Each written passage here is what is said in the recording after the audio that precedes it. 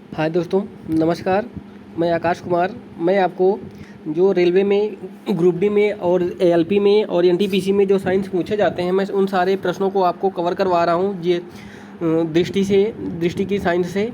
तो जो पूछे जाते हैं मैं उन सबको आपको पूरा का पूरा कवर करवा रहा हूँ। जैसे इसमें देखिए लिखा हुआ है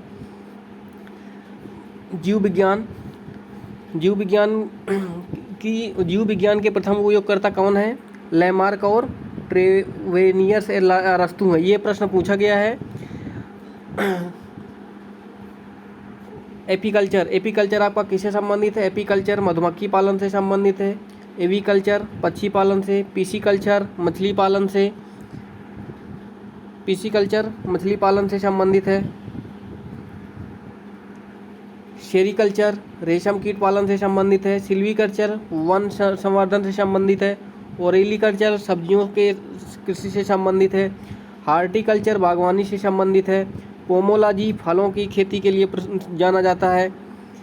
विटिकल्चर अंगूर की खेती के लिए प्रश्न बहुत बार पूछा गया है। एग्रोनॉमी फलों की खेती के लिए जाना जाता है। ये प्रश्न बहुत ज़्यादा बार पूछा गया है। उसके बाद और आपको ये दिया गया है जंतुओं का अध्ययन। जूलॉजी जंतुओं का अध्ययन। जूलॉजी जंतुओं का अध्ययन। पादपों का अध्ययन बॉटनी कहलाता है। मृदा का अध्ययन पेडोलॉजी। ये प्रश्न कई बार पूछा गया है। मनुष्य में वृद्धि जेनेटोलॉजी। ये भी प्रश्न कई बार पूछा गया है। उभयचर सरीसृप का अध्ययन किस पे? हार्पोटोलॉजी पे किया जाता है। पोषण विधियों का अध्ययन ट्रोफोलॉजी कहलाता है। त्वचा अध्ययन डर्मेटोलॉजी कहलाता है। अस्थियों का अध्ययन अस्थियोलॉजी कहलाता है। ये प्रश्न सारे पूछे जाते हैं। उसके बाद देखिए अन्य जनक जैसे फ्रांसीसी विज्ञान जीन बैरिस्टी के लैमार्क हैं। पुस्तक फिलिप्स जूलॉजिकल है। अन्य नाम उपार्जित लक्षणों की वंशागतियों के सिद्धांत।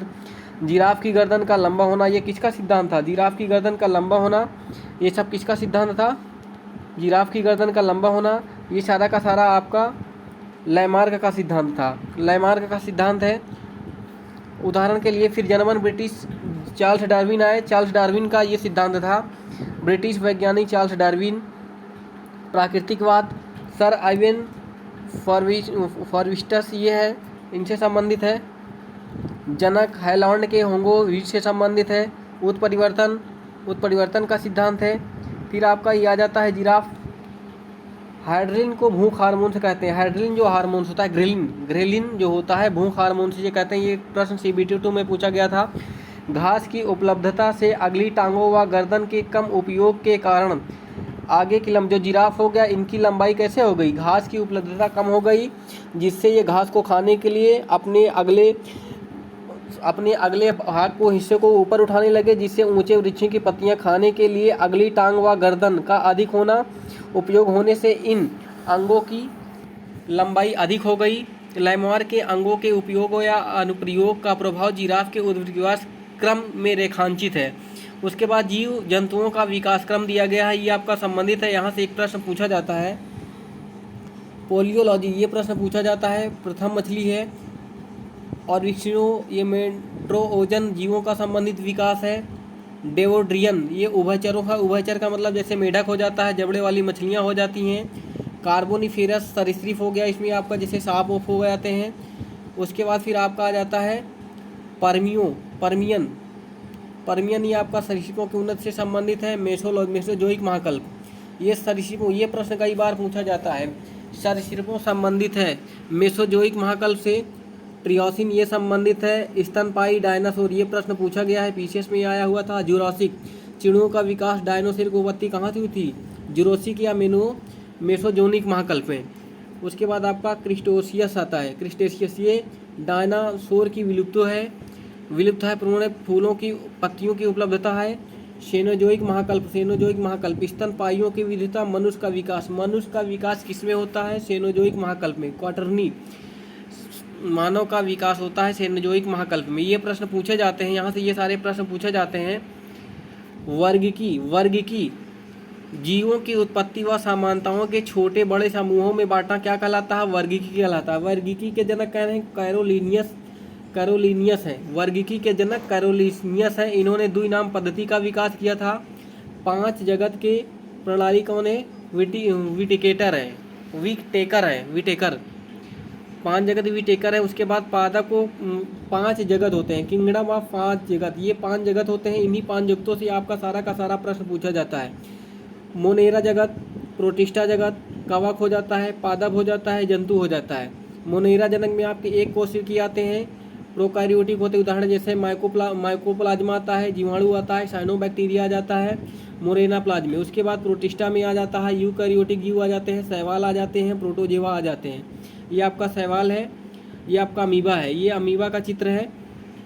कवक में आपका आ जाता है यूकैरियोटिक आ जाते हैं, ईस्ट हो जाता है, मशरूम हो जाता है, जिनकी कोशिका कवकों की कोशिका भित्ति किसकी बनी होती है? काइटिन की बनी होती है। ये भी प्रश्न कई बार पूछा गया है, ये प्रश्न कई बार पूछा। उसके बाद स्वपौधक आते हैं। स्वपौधक क्या होते हैं? स्वपोषी होते हैं। स्वपोषी का मतलब जो पौधे अपना भोजन स्वयं बनाते हैं लेकिन उसका भोजन नहीं करते वह स्वपोषी व स्वपोषण कहलाते हैं। जैसे ब्राइडोफाइडा, टेरिडोफाइडा, अनावृत बीजी, आवृत बीजी, मतलब जिसमें बीज होते हैं वो और जिसमें बीज नहीं होते वो। उसके बाद जंतु सभी उपभोक्ता जीव कशेरुकी आसुरिकी क्या कहलाते हैं? जीव जगत के अंतर्गत आते हैं। सभी कशेरुक और अकशेरुक जीव जगत के अंतर्गत आते हैं। उसके बाद ये आपका आ जाता है मोनेरा वाला। मोनेरा में माइकोप्लाज्मा स्वतंत्र जीवन यापन करने वाले सूक्ष्म जीव जनन में सामर्थ होते हैं। साइनोबैक्टीरिया, ये प्रश्न कई बार पूछा गया है। साइनोबैक्टीरिया संबंधित नीलहरे शैवाल, नीलहरी शैवाल से संबंधित है। साइनोबैक्टीरिया नीलहरी शैवाल से संबंधित है। उसके बाद आपका आ जाता है जीवाणु। इसमें सरल तथा एक कोशिका सूक्ष्म होती हैं। ये दो प्रकार के होते हैं, स्वपोषी, परपोषी। जो भोजन अपना स्वयं बनाते हैं स्वपोषी कहलाते हैं, जो दूसरे पर निर्भर होते हैं उन्हें परपोषी कहते हैं। उसके बाद आपका आ जाता है कवक। कवकों की कोशिका भित्ति किसके बनी होती है? कवकों की कोशिका भित्ति काइटिन के बनी होता है। इसमें क्लोरोफिल नहीं पाया जाता है। थाइलोफाइटा समूह है, ये परपोषी होते हैं। कोशिका की भित्ति ये देखिए काइटिन की बनी होती है। कवकों का अध्ययन माइकोलॉजी कहलाता है। ये भी प्रश्न कई बार पूछा गया है। कवक और लाइकान शैवाल, कवक और शैवाल दोनों को जोड़ दिया जाता है तो क्या होता है? लाइकेन होता है। जहाँ पे प्रदूषण कम होता है वहीं पे लाइकेन अत्यधिक उगता है। जैसे खमीर हो गया, कुकुरमुत्ता हो गया, राइजोपस हो गया। ये प्रश्न पूछा गया है। खमीर वाला, कुकुरमुत्ता, राइजोपस, ये आपका कुकुरमुत्ता है। ये सारे प्रश्न पूछे जाते हैं जो कि बहुत ज़्यादा इंपॉर्टेंट है। उसके बाद पादप, पादप के समान हो जाते हैं। क्राइसोफाइटा हो जाते हैं, डाइनोलेटेजस हो जाते हैं। इसमें आपका डायटमस होते हैं, सबसे बड़े संश्लेषण वाले। डिसमिडस होते हैं, सुनहरे शैवाल वाले होते हैं। उसके बाद यूलियाइड होते हैं, यूग्लिना हो जाता है। इसमें मिस्ट्रोर्पी पोषण हो जाता है। जंतु और पौधे बड़ी अस्थियों वाले हो जाते हैं। जंतु के समान मतलब इसमें कह रहा है पादप और जंतु में समान क्या होते हैं? इसमें स्लाइड मोड कवक के समान होते हैं। प्रोटोजोआ जो होते हैं एक कोशिका, जैसे अमीबा हो गया, पैरामीशिया हो गया, ट्रिप्सिन हो गया, ये सारे के सारे एक जीव होते, एक कोशिकीय जीव होते हैं। पादपों की जगत ये देखिए आपका दिखा है थैलोफाइटा समूह। थैलोफाइटा समूह, थैलोफाइटा समूह दिया हुआ है। थैलोफाइटा, थैलोफाइटा में आपके शरीर की सरल शरीर की बनावट होती है, जिसमें आपके शैवाल हो जाते हैं, बैक्टीरिया हो जाते हैं, कवक हो जाते हैं। थैलोफाइटा समूह का स्पायरोगायरिया होता है जो पुनर्जनन करता है। स्पायरोगायरिया पुनर्जनन करता है। ये प्रश्न कई बार पूछा गया है। निम्नलिखित में से कौन पुनर्जनन करता है? स्पायरोगायरिया। ब्राइडोफाइटा में आपके आते हैं उभयचर, जैसे मेढक हो गया। संवहन ऊतक अनुपस्थित होते हैं, जैसे मांस और मर्केसिया ये होते हैं। उसके बाद आपका आ जाता है टेरिडोफाइटा। इसमें आपके संवहनी ऊतक पाए जाते हैं। टेरिडोफाइटा में जैसे आपके फर्न हो जाते हैं, ऑर्स्टेल हो जाते हैं, मार्सिलिया हो जाते हैं। जिम्नोस्पर्म, ये प्रश्न बहुत बार पूछा जाता है। जिम्नोस्पर्म, जिम्नो का मतलब होता है नग्न, स्पर्म का होता है नग्न बीजी पौधे हो जाते हैं। ये वर्षी और सदाबहार होते हैं, जैसे पाइनस और साइकस ये दो पौधे होते हैं। पाइनस और साइकस ये दो पौधे होते हैं। उसके बाद आपका होता है एंजियोस्पर्म आ जाता है। एंजियोस्पर्म एक बीजपत्री, दुई बीजपत्री, ये होता है बीजपत्री। अनावृत बीजपत्री मतलब जिसमें क्या होते हैं? बीज पाए जाते हैं। पुष्पी पौधे जैसे आम, अमरूद, पपीता। एंजियोस्पर्म दो बीज पौधी और एक बीज पौधी ये होते हैं, ये पौधे होते हैं।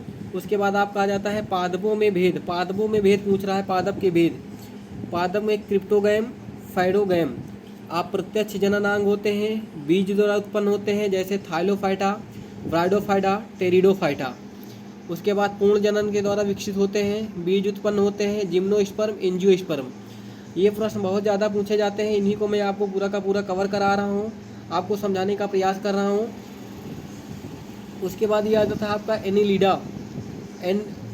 एनिमेलिया, कोशिका स्तरीय संरचना। संघ पेरीफायरा हो गया, ये पेरीफायरा का ये आपको चित्र दिख रहा है, ये पेरीफायरा है। उसके बाद ये आपका हो गया कूटपाद, कूटदेह गुहा, निमोटेडा, ये निमोटेडा होता है, ये भी प्रश्न पूछा जाता है। बाह्य त्वचा एवं जठर त्वचा के बीच देह गुहा पाई जाती है जिसे पैटी हेल्मिथीन्ज और सिलेटेलेजा कहलाता है। ये आपको मैं उसका फिगर पूरा दिखा रहा हूँ, पूरा का पूरा चित्र दिखा रहा हूँ। उसके बाद ये देखिए आ जाता है मेसोडर्म, कोशिका का विकास, एनेलिडा, मोलस्का, आर्थोपेडा। आर्थोपेडा सबसे बड़ा समूह है, ये भी पूछा जाता है। निम्नलिखित में से सबसे बड़ा समूह कौन सा है? तो निम्नलिखित में से सबसे बड़ा समूह कौन सा है? आर्थोपेडा है। आर्थोपेडा सबसे बड़ा समूह है। अंतः अस्तर की थैली, देह गुहा, नोटोकार्ड, नोटोकार्ड ये एक मछली होती है, नोटोकार्ड विहीन होता है। इकाइनोडर्मेटा, इकाइनोडर्मेटा ऐसा होता है जो समुद्र में, महासागर में स्वतंत्र रूप से विचलित मतलब टहलता है। ये भी प्रश्न CB2 में पूछा गया। निम्नलिखित क्लास में से इकाइनोडर्मेटा संबंधित है, इकाइनोडर्मेटा संबंधित है नोटोकार्ड से, और ये महासागर में पूर्ण रूप से स्वतंत्र टहलता है। कार्डेटा, कार्डेटा हो जाते हैं, कार्डेटा लावा में नोटोकार्ड हो जाते हैं, प्रोटोकार्डेटा हो जाते हैं। उसके बाद नोटोकार्ड में जहाँ में मेरुदंड होता है, कशोरिक में हो जाते हैं, साइनोक्लोटोस होता है, सरीसृप हो जाते हैं, पक्षी हो जाता है, मत्स्य हो जाता है, स्तनपायी हो जाते हैं, आपके जलचर हो जाते हैं। ये सारा का सारा प्रश्न पूछा जाता है।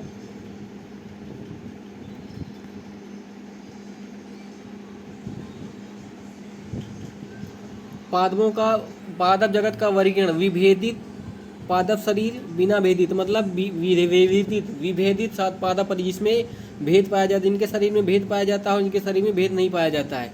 बिना संवहन मंडल ऊतक के ब्राइडोफाइडा, शवानी ऊतक बीज रहित होते हैं, बीज युक्त होते हैं। जैसे आपका टेरिडोफाइडा होता है, ये टेरिडोफाइडा का चित्र है। बीज युक्त पौधे हो जाते हैं, बीज युक्त पौधे हो जाते हैं। एक बीजपत्री, दो बीजपत्री, एक बीजपत्री, दो बीजपत्री कौन सा होता है? जैसे कोई भी आप अनाज लें, जैसे आप ले लेते हैं गेहूँ, गेहूँ को देखिए आपको फाड़िए तो बीच से नहीं फड़ता, तो एक बीजपत्री है। धान एक बीजपत्री है। जैसे आप दाल ले लीजिए, दाल को बीज से जब उसका ऊपर वाला छिलका निकाल देते हैं तो दाल बीज के दो भाग हो जाते हैं, तो उसे क्या बोलते हैं? दो बीजपत्री। जैसे आपका चना हो जाता है, दो बीजपत्री होता है। तो ये सारे प्रश्न आपसे पूछे जाते हैं, एक बीजपत्री, दो बीजपत्री। उसके बाद आपका आता है बिना भेद वाले, थाइलोफाइडा, शैवाल, कवक, बैक्टीरिया। इनका शरीर आपस में एक दूसरे से जुड़ा होता है, इनका शरीर बटा हुआ नहीं होता है। ये होता है आपका थैलोफाइटा समूह। ठीक है दोस्तों, ये मैं आपको पूरा का पूरा इस चित्र से कवर करा रहा हूँ। फिर उसके बाद फेरिडो पोरीफेरा, छिद्र असंग, असंख्य छिद्र युक्त शरीर होते हैं, स्पंज होता है, साइनकस होता है, स्पंजीय होता है। ये भी पूछा जाता है। सिलेट्रोनोमेडा, जलीय जंतु, भोजन के पकड़ने हेतु तो मुख के चारों ओर संरचनाएं पाई जाती हैं, जिससे मूंगा, हाइड्रा, जेलीफिश, सी एनिस, ये आपका जेलीफिश हो गया, ये आपका हाइड्रा हो गया। तो ये सारे के सारे प्रश्न पूछा जाते हैं। ठीक है दोस्तों, थैंक यू।